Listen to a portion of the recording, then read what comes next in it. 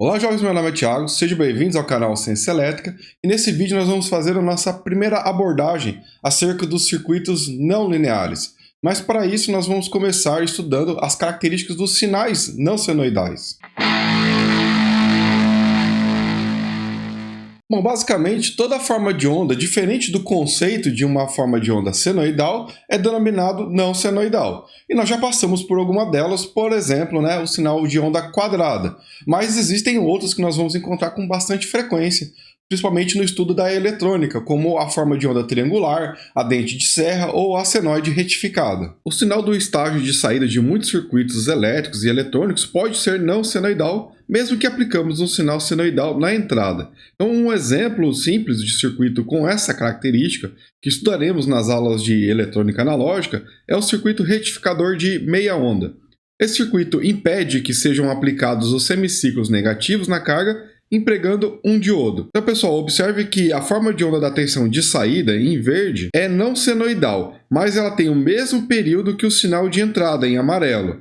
Bem como também a tensão de saída é proporcional à tensão de entrada durante metade de cada período. Sinais não senoidais, como o do circuito que nós acabamos de ver, eles são representados por uma série de termos da série de Fourier, que é um conteúdo típico lá da engenharia.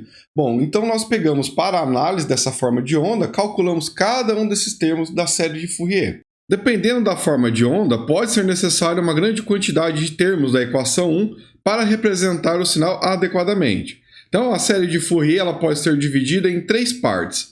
A primeira parte é aquela componente contínua, que é o valor médio da forma de onda para um determinado ciclo completo.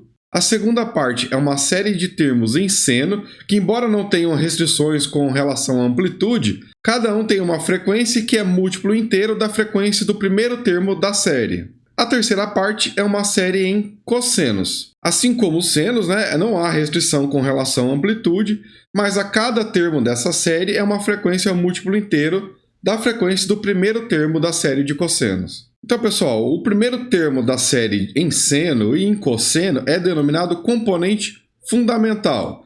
Essa componente ela representa o termo de menor frequência necessário para representar determinada função e tem a mesma frequência da forma de onda original também, tá?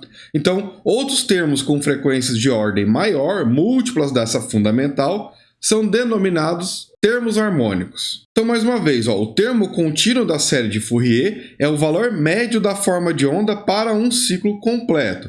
Se as partes de cima e de baixo do eixo horizontal forem iguais, o termo médio ali, então, o A0, será igual a zero. Se a área de cima do eixo horizontal for maior, o termo A0 será um valor positivo. Se a área acima do eixo horizontal for menor, o termo A0 será negativo.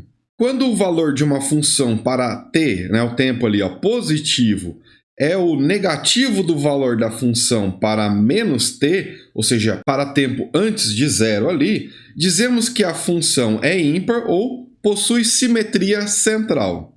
A figura 4 é um exemplo de uma forma de onda com simetria central. Então note ali, pessoal, que o valor máximo em T1 é igual em valor absoluto com o sinal oposto ao valor máximo que ocorre em menos T1. Então quando nós temos um sinal com simetria central, então um sinal com essas características aí, todos os parâmetros dB da equação geral são nulos, ou seja, formas de ondas com simetria central podem ser descritos usando apenas os termos CC e os termos em seno da série de Fourier. Observe na figura 5 que a forma de onda senoidal é também uma função ímpar, definida conforme a expressão 2. Agora, quando nós temos uma forma de onda simétrica em relação ao eixo vertical, temos que a função é par ou possui simetria axial. Um exemplo desse tipo de forma de onda é mostrado na figura 6. Então, ali, note que o valor da função em T1 é igual ao valor em menos T1. Para esse tipo de forma de onda, pessoal, todos os parâmetros de A, exceto o A0, que é um valor médio, eles serão nulos, tá? Então, isso quer dizer que formas de onda com simetria axial podem ser descritos usando apenas o termo em CC, valor médio, né, que é o termo A0, e os termos em cosseno da série de Fourier. Bom, lá na figura 7 agora, nós temos uma forma de onda de uma cossenoide, que é uma função par com simetria axial definida conforme a expressão 3.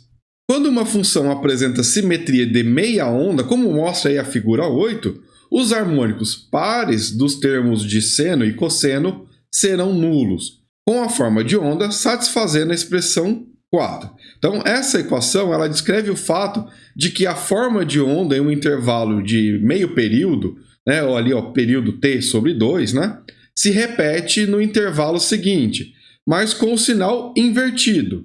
Na figura 8, a forma de onda no intervalo de 0 a t sobre 2 é repetida no intervalo de t sobre 2 até t, só que essa repetição ela ocorre na parte de baixo do eixo horizontal. A forma de onda triangular na figura 9 ela é interessante também, pessoal, porque ela apresenta simetria de meio ciclo. Então, nas formas de onda que apresentam essas características, os harmônicos ímpares da série de Fourier têm os seus termos de seno e cosseno nulos, tá? Então, ele satisfaz a expressão 5. Então, ela descreve o fato de que a função se repete após a cada meio período, né? Ou t sobre 2 ali. Mas ela também se repete a cada período completo, né?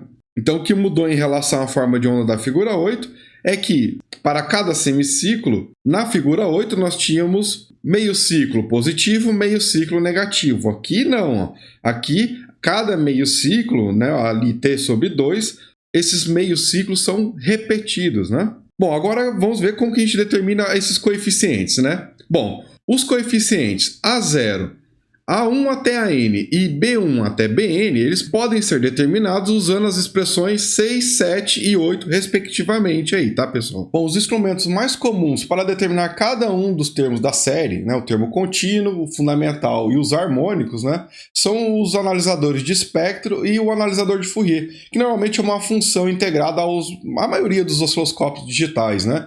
Então, nós vamos, ao longo do tempo, aplicando cada um desses instrumentos à medida que for necessário, ok? Bom, agora nós vamos fazer alguns exemplos numéricos para consolidar bem esse conteúdo, tá? Então, deixe seu like se esse vídeo estiver contribuindo com os teus estudos. Também verifique sua inscrição, tá? Ative o sininho aí para ser avisado sobre as próximas aulas, ok? Vamos lá, então. Exemplo 1. Determine quais componentes da série de Fourier estão presentes nas formas de onda mostradas na figura 10.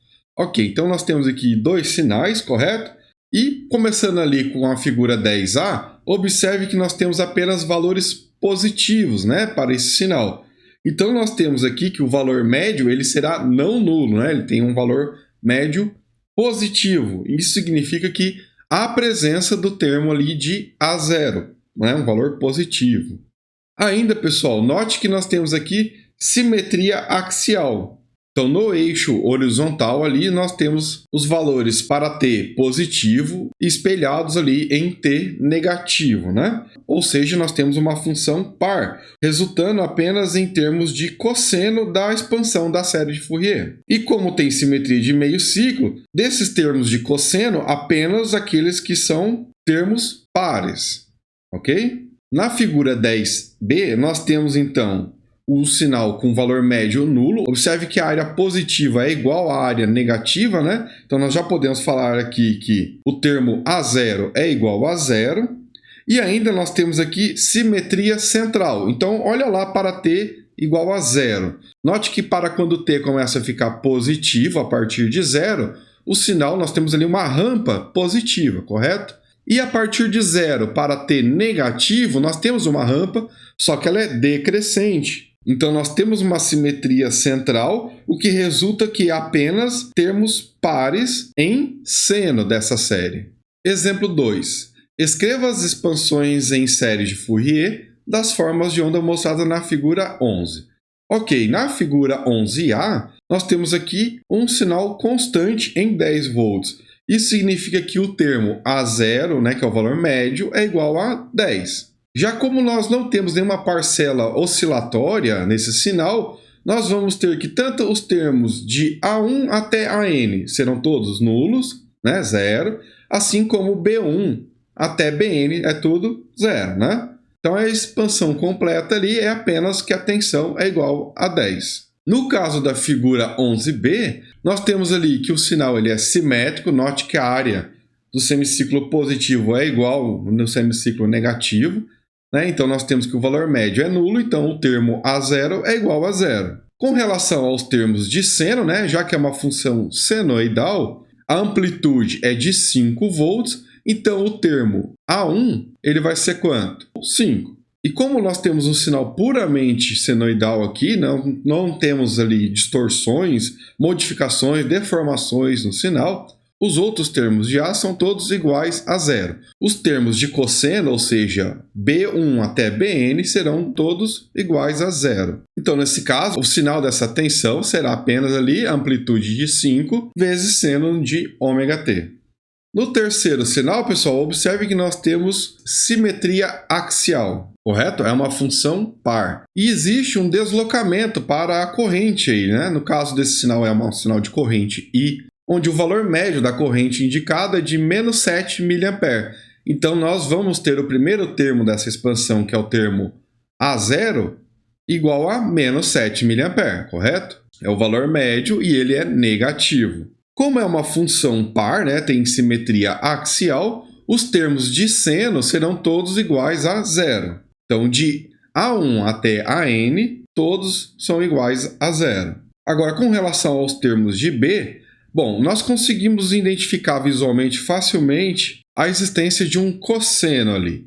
E a amplitude desse cosseno nós temos que olhar a partir do ponto médio, tá, pessoal? Observe que o valor máximo desse sinal indicado é de 9 mA. Só que a partir do valor médio, que é menos 7 mA, nós temos um intervalo ali de valor que vai então de menos 7 até 9 mA. A diferença é quanto? 16 mA. Essa então é a amplitude ou o valor do primeiro coeficiente dos termos em B. No caso ali, o B1 é 16 mA, é a amplitude desse sinal aí. Como não temos deformações nesse sinal cossenoidal ali, então nós temos que os demais termos de B, como de B2 agora até lá Bn, todos eles serão nulos, né? Então nós podemos escrever a expansão completa para esse sinal como sendo I igual a um valor médio, que é de menos 7 mA ali, mais um termo em cosseno com amplitude igual a 16 mA, correto? 16 mil vezes cosseno de ômega-t. Exemplo 3. Esboce o gráfico da seguinte expansão da série de Fourier. A expressão completa está dizendo para a gente que nós temos o termo A0, que é o valor médio. O primeiro termo ali, ele é 2, correto? Ou seja, o valor médio desse sinal será 2. E nós temos aqui dois sinais oscilantes. O primeiro ali é um sinal cossenoidal, com amplitude igual a 1, e mais um termo que será ali 2 seno de alfa. Tá? Então, nós temos um valor médio e mais dois sinais que vão oscilar ali, um cossenoidal com amplitude 1, senoidal com amplitude 2. Então, colocando aqui apenas os sinais oscilantes aqui nesse gráfico, a princípio, pessoal, observe como que fica. O sinal cossenoidal em vermelho, tá? Então, nós temos ali um cosseno, lembra lá, cosseno de 0 é 1, vezes a amplitude, que também nesse caso é 1, tá ali a representação de um cosseno de alfa. E o sinal senoidal, que a partir de 0, né? Seno de 0 é 0, nós temos o sinal senoidal com amplitude 2. No caso, é tensão, né? 2 volts. Lembrando que o primeiro termo ali, pessoal, que é o A0, nós temos simplesmente uma linha reta ali em 2 volts, tá? Observe ali agora essa linha reta. Agora nós vamos aplicar álgebra fasorial para somar essas duas funções aí que são oscilantes, tá? Mas diferente do que eu sempre fiz nas aulas lá sobre fasores, eu vou usar a amplitude da função como sendo o módulo do formato polar, ao invés lá de utilizar o valor eficaz do sinal, tá? Essa troca ela não traz nenhum problema desde que você não confunda as aplicações delas, tá? Então, nós estamos trabalhando agora como módulo o valor da amplitude, não o valor eficaz mais. Colocando o primeiro termo no formato polar, nós temos 1 volts com ângulo de 90 graus, avançado, né? E o segundo termo, 2 volts com ângulo de 0 grau, ok? Para fazer a soma, nós convertemos para a forma retangular, certo? O primeiro termo é J, 1 volt, e o segundo termo, 2 volts. Ou seja, nós temos a parte real, 2 volts, e a parte imaginária, mais J, né? Então, convertendo para o formato polar novamente, nós temos que essa tensão será de 2,236 volts. Esse é o valor da amplitude, correto? Com o ângulo de 26,57 graus. E esse sinal agora, nós vamos pegar e aplicar o offset, que é o valor médio do sinal, que é o termo de A0, que no caso é os 2 volts. Então, observe lá que nós temos agora a função como sendo 2, que é o termo médio, mais o resultado da soma desse sinal, que é 2,236, seno de alfa mais 26,57 graus. Então, a curva em azul ali é o sinal completo, que é representado pela expansão da série de Fourier da equação para V, né? Observe que aquele ângulo que nós temos de avanço de 26,57 graus ocorre quando? Quando a nossa função passa pelo valor médio, tá? Que ali em 2 volts ele está adiantado de alfa igual a zero em 26,57 graus. E a amplitude do sinal a partir do valor médio de 2 volts é ali de 2,236 volts. E agora, quais são os valores de pico desse sinal total, né? Bom, então basta pegar a amplitude do sinal e somar ao valor médio, que nesse caso é de 4,236 volts. E o valor mínimo desse sinal, ou pico, no caso negativo, né, vai ser o valor médio menos o valor da amplitude, que nesse caso vai dar menos 0,236 volts. Exemplo 4. Esboce o gráfico da seguinte expansão da série de Fourier. Então agora nós temos uma corrente, onde um dos termos ali é 2 seno de ômega t e o segundo termo é 1 seno de 2 ômega t. O que está dizendo para a gente ali, pessoal? Que a componente representada pelo segundo termo da equação tem a frequência 2 vezes maior do que o do primeiro termo, tá? Então nós temos ali ômega t no primeiro termo e 2 ômega t no segundo termo. Então nós temos frequências diferentes. Então agora nós não vamos fazer da mesma forma que foi feito no exemplo 3. Porque aplicar a álgebra ali para os fasores, né? Nós podemos fazer isso quando as frequências são iguais, que não é o caso aqui. Então, como que nós vamos fazer isso? Basicamente, é obter o resultado somando ponto a ponto dessas expressões, tá? Então, olha aí o gráfico individual de cada um desses termos, tá? O primeiro termo ali em verde, uma função senoidal com amplitude 2, tá? Para a corrente, então ali nós temos 2 amperes de amplitude, e em vermelho nós temos o segundo termo dessa expressão, que também é uma senoide, não tem ali um ângulo de fase deslocando o sinal, então começa em zero também, né? Ficando positivo crescente. A amplitude é de 1 ampere, só que olha a frequência, ó. Enquanto nós temos um semiciclo do sinal do primeiro termo, nós temos o ciclo completo do sinal ali do segundo termo, isso porque a frequência é 2 vezes maior, né? Como somar ponto a ponto esses sinais é uma tarefa muito demorada, né, pessoal? Teríamos que ficar atribuindo valores ali para ômega t para cada pontinho e somando nos dois casos ali, né, nos dois termos. Nós vamos utilizar aqui um simulador, né, o LT-Spice, né, onde nós vamos colocar esses dois sinais e fazer a soma e observar no gráfico, tá? Como que vai ficar o resultado desse sinal.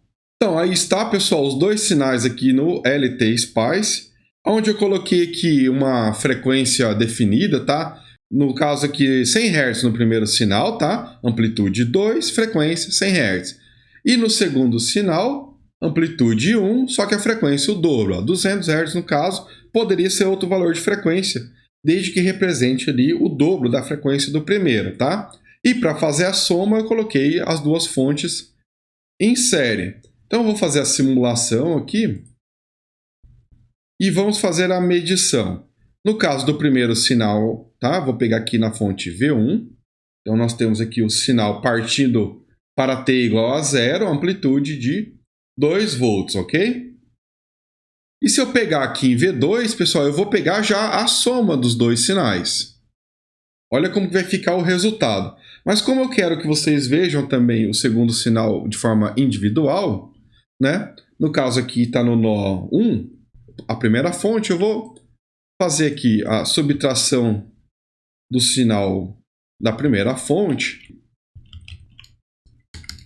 do nó 1, tá? Então agora nós temos em verde o sinal da primeira fonte V1 e em azul o sinal da fonte V2, conforme estava lá no exemplo, né? Agora a soma das duas, vou pegar só o sinal aqui em V2, o resultado da soma dos dois termos, ou no caso aqui das duas fontes de sinais que representam o gráfico que nós tínhamos no exemplo 4, ok? Observe bem aqui, ó, quando nós temos os dois sinais, ó, positivos e crescentes, nós temos no resultado um sinal também, ó, positivo e crescente. Entretanto, né, ó, o sinal em azul aqui, ó, nessa parte começa a decair, indo em direção a zero, né, passando por zero, depois se tornando negativo, o que faz reduzir o sinal resultante, correto?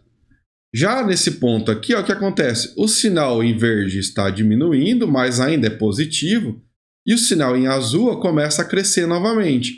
Então, o sinal em vermelho ele para de cair de forma tão acentuada, ó, ele estabiliza aqui em zero, quando os dois sinais se cruzam. O que acontece nesse ponto aqui?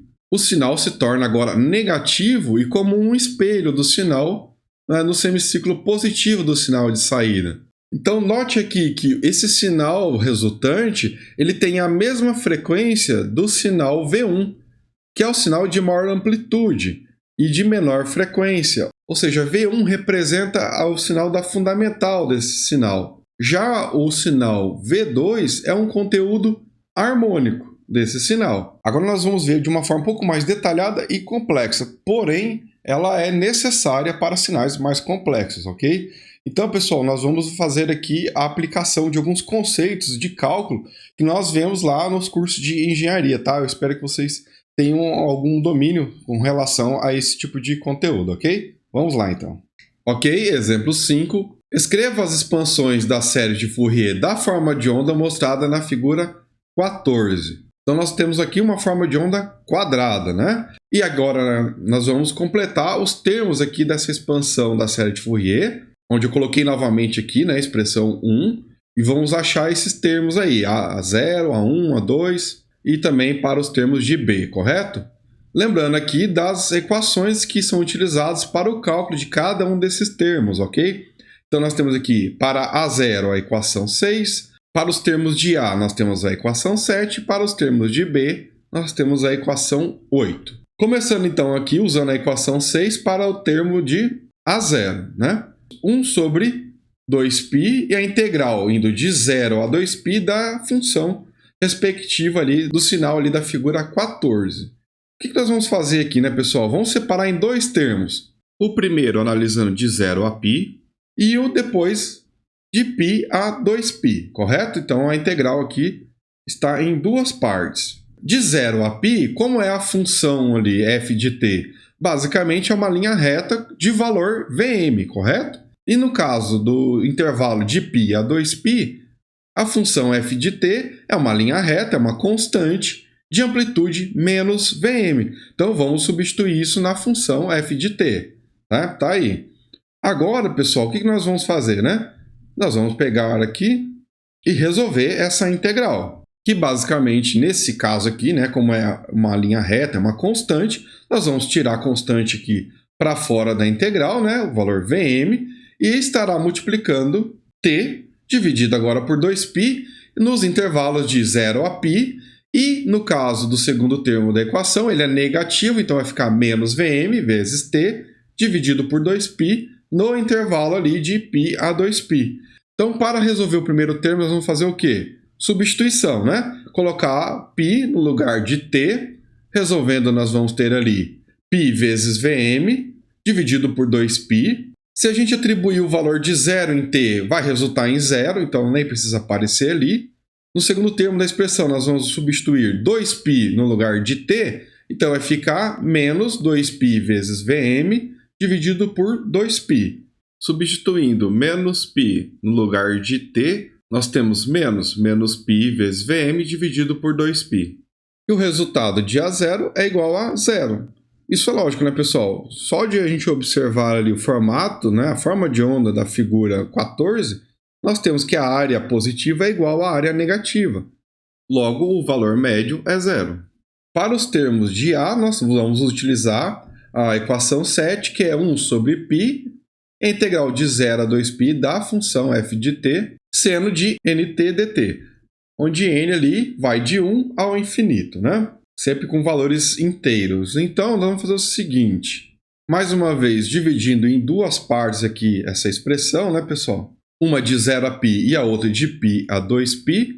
Lembrando que f de t para o intervalo de 0 a π é o próprio valor de Vm. E de π a 2π é o valor menos Vm, conforme nós temos aí, né? Os valores constantes a gente tira para fora da integral, né, pessoal? E colocando já Vm em evidência, para os dois casos aí, nós vamos ter Vm dividido por π e a integral de 0 a π seno de nt dt menos, né, esse menos vem lá do valor de menos Vm, para o intervalo de π a 2π, correto? O resto repete ali. Ok, resolvendo então essa integral, pessoal, né? A integral de seno é menos cosseno, então ela vai ficar ali, no caso de nt, né, dividido por n. Então tá aí a representação, pessoal. Colocando o denominador n em evidência, então substituindo o valor de π em t, vai ficar ali menos cosseno de nπ. Agora temos menos cosseno de nt, onde n valendo zero, né? Cosseno de zero vai dar 1, e menos com menos dá mais, então mais 1. E agora, no segundo termo, nós temos cosseno de nt, onde t valendo 2π, qualquer valor inteiro para n vai resultar em 1. E agora, menos cosseno de nt, onde t vale π, então fica menos cosseno de nπ. Somando os termos de cosseno ali, nós vamos ter menos 2 cosseno de nπ mais 2.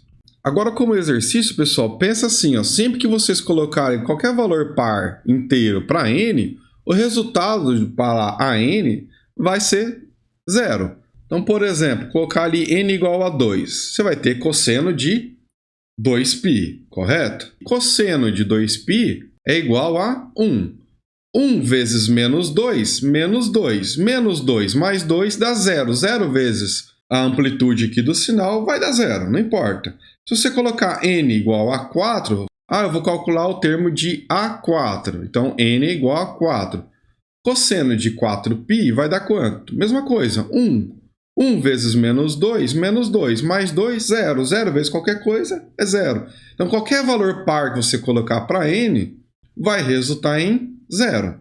Agora, valor ímpar não, tá, pessoal? Então, nós podemos escrever aqui, ó, Vm dividido por nπ, multiplicando ali menos 2 vezes menos 1 elevado a n mais 2, vale quando n for ímpar, né? Só nessa condição. Para n igual a 1, o resultado vai ser aqui, ó, 4 vezes o valor máximo dividido por π. Lembre-se que esse primeiro termo é o termo da fundamental, né? É a amplitude na frequência fundamental, na frequência mais baixa para o sinal. Para n igual a 3, no caso aqui seria o terceiro harmônico do termo de senos, né? Nós vamos substituir em lugar de n, o resultado vai ser o que ali, ó? 4 vezes a amplitude máxima dividido por 3π. No quinto harmônico, né, ó, n, valor inteiro ímpar, né? Ou seja, o termo A5, o resultado vai ser ali, ó, 4 vezes a amplitude do sinal dividido por 5π. Para o sétimo harmônico, está ali, ó, A7 vai dar 4 vezes a amplitude do sinal dividido por 7π. Tá? Então, observe que foi mudando ali, no caso desse sinal ali, foi apenas ali o denominador, né? O primeiro harmônico, terceiro, quinto e sétimo harmônico, tá? Agora, como que fica para os termos de Bn, né? Bom, tá aí a expressão para o cálculo de Bn, né? Mais uma vez aqui separando no intervalo de 0 a π, no intervalo de π a 2π, o procedimento é o mesmo, tá? Então, trocando ali f de t, que nesse caso é o valor de Vm, aí tirando lá da integral, tá? Bom, então substituindo o valor de π no lugar de t, nós vamos ter seno de nπ. Só que nesse caso, qualquer valor que a gente colocar para n, né, o valor inteiro ali, o resultado de seno de π vezes n vai dar 0. A gente não precisa colocar ali. A mesma coisa vai acontecer quando a gente colocar o zero no lugar de t. O resultado de seno de zero vai ser zero. No segundo termo, acontece a mesma coisa.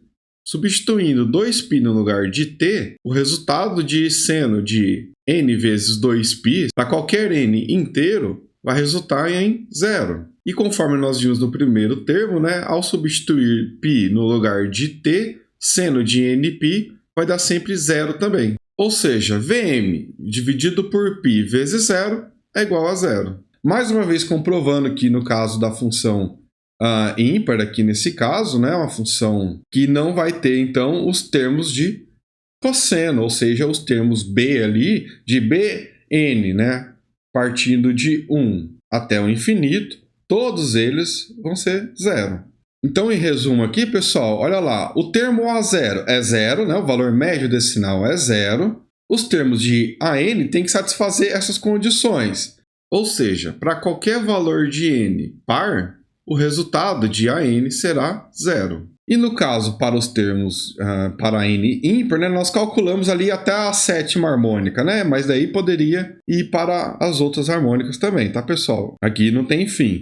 E os termos de b, todos eles, né, vão ser zero. Né? Então, uma forma de representar essa função completa ali, tá, pessoal? Só, lógico, para a ordem dos harmônicos analisados ali, nós vamos ter a f de t sendo zero, valor médio, né? Depois, os termos de seno e os termos de cosseno, todos eles vão ser zero. Né? Então, colocando 4 vezes a amplitude da tensão dividido por π em evidência, fica assim, então, a representação da f de t. Agora vamos fazer isso lá no LT-SPICE, pessoal. Então tá aqui, pessoal, a representação de vários harmônicos aqui. Na verdade, eu coloquei da fundamental, que é o A1, até a 17ª harmônica, tá? Observe que só tem valores ímpar, né? Para o valor de n lá, né? Então as frequências estão seguindo esse padrão. Então o primeiro sinal aqui tem 100 Hz, o segundo é 3 vezes maior, 300 Hz, né? A harmônica de terceira ordem, ou seja, aqui 3 vezes maior do que a fundamental. A harmônica de quinta ordem aqui, ela é 5 vezes o valor da frequência da fundamental. A de sétima ordem, 7 vezes a da fundamental. E assim vai, para a nona, 11ª, 13ª, 15ª, 17ª, e aí vai para o infinito, desde que n seja ímpar, tá? E como que são os parâmetros dessas fontes aqui, pessoal? Seguindo a expressão que nós vimos no exemplo 5 ali, né? Então, olha lá, 4 dividido por π. Isso vale para a fundamental. E para a terceira harmônica? 4 dividido por 3π. E para a quinta harmônica? 4 dividido por 5π. Esse é o valor da amplitude, né? Do sinal aqui. Então, amplitude para a fundamental, terceiro, quinto, sétimo, 11º harmônico e assim vai.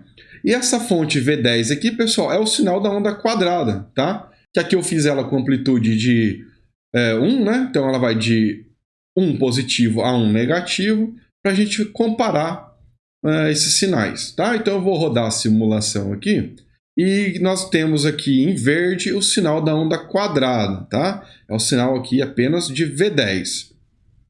E agora eu vou colocar o sinal da minha fundamental da expansão da série de Fourier, tá? Só o primeiro termo ali de senos. E observe ali, pessoal, que a frequência é a mesma, tá? Então, na onda quadrada aqui, ó, o período dela é 10 milissegundos, que representa uma frequência de 100 Hz. Tá aqui, ó, isso tem que estar batendo, tá? Para a gente estar representando adequadamente o sinal. A fundamental do sinal, ou seja, o sinal de 100 Hz com uma senoide de amplitude 4 sobre π. Se a gente pegar agora a fundamental mais o terceiro harmônico, olha como que fica aí, pessoal.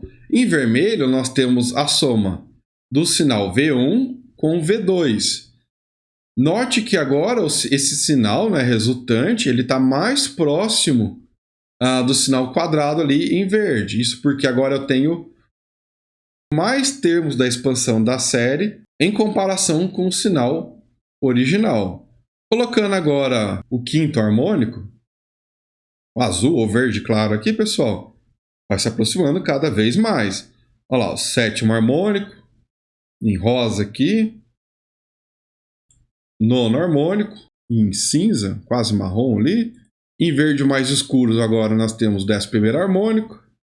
13º harmônico em azul escuro. 15º harmônico, marrom clarinho. E o 17º harmônico, por último aqui, num quase roxo escuro, né? Eu vou remover as curvas aqui intermediárias, tá? Eu vou deixar só a primeira e a última, que tem a somatória de todo o conteúdo aí fundamental e dos harmônicos. E aí, pessoal, nós temos aqui a expansão da série de Fourier, considerando até o 17º harmônico, e note que ele está cada vez mais próximo do sinal original, mostrando que é possível representar esses sinais através da expansão da série de Fourier, desde que a gente vá calculando uma quantidade significativa aí de cada um dos termos, né? Se eu for adicionando cada vez mais aqui harmônicos de ordem ímpar, né, de forma adequada aqui, colocando em série, cada vez vai ficando mais próximo do sinal original aqui em verde. Bom, jovens, espero que esse vídeo seja útil para vocês, né? Verifique a sua inscrição no canal e deixe seu like, né? Caso tenha gostado desse vídeo. Fique à vontade aí para deixar alguma crítica, dúvida ou sugestão na área de comentários, ok? Forte abraço e até a próxima aula.